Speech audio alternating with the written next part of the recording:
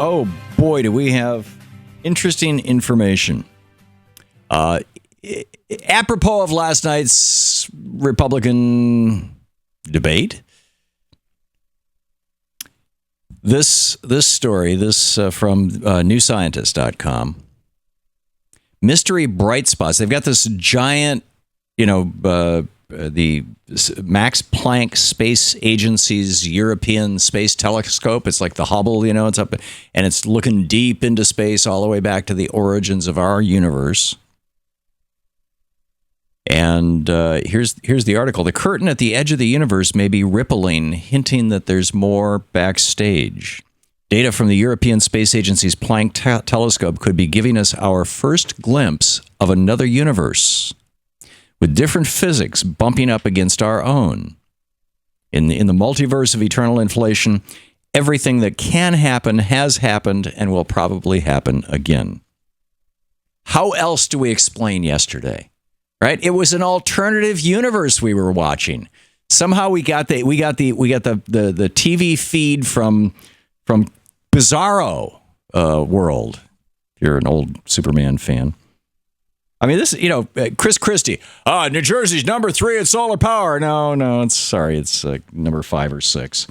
Carly Fiorina. 92% of all those job losses are women. No. Mitt Romney tried that last time. They got debunked. Marco Rubio. The economy is not growing. Well, actually, the last year grew 2.4%. It's still growing. It's not growing as fast as the administration would like, but it's growing at well over 1.5% right now. Jeb Bush. In Florida, we have the lowest in-state tuition of any state. By the way, this list from Politico, it's the Politico Wrongometer. Jeb Bush said, in Florida, we have the lowest in-state tuition of any state. No, sorry, not even close. Wyoming has the lowest at $4,600. Florida's over $6,000. Rubio, we need to get back to training people in this country. I do not understand why we stopped doing vocational education in America. Well, we didn't. From 1990 to 2009, the number of tech career credits, college credits or high school credits that you can get has not changed. We're still teaching voc ed.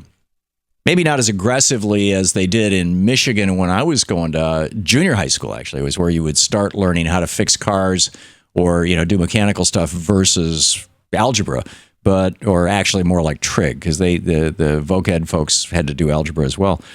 Anyhow, Chris Christie, Obama's FBI director. He says, Obama's own FBI director. You've got the clip? Okay. Here's Chris Christie. This is bizarre. Number 9. The FBI director, the president's. Do you fault those companies for leaving? Do companies owe anything? The FBI director, the president's appointed FBI director, has said this week that because of a lack of support from politicians like the President of the United States, that police officers are afraid to get out of their cars, that they're afraid to enforce the law. And he says, the president's appointee, that crime is going up because of this. In his best Richard Nixon imitation. The silent majority is fed up with crime. We need a war on crime and a war on drugs and a war. Right. Well, the fact of the matter is, James Comey, the FBI director, never said the police are afraid to get out of their cars. Never said it. He suggested that there might be something to this thing that Fox News made up that they called the Ferguson effect, but it turns out that he was wrong, and he himself has walked it back and said, nah, I don't have any, there's no evidence to back this up.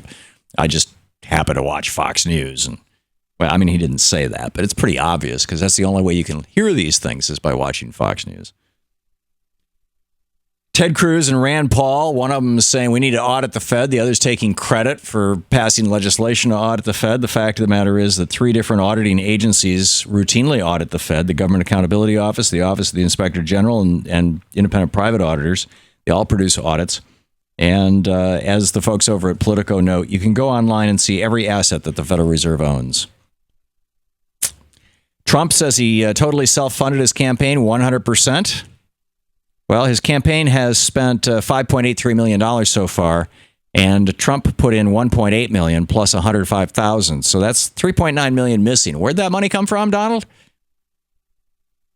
Maybe some Trump enterprise. Who knows? Fiorina says community banks are going out of business.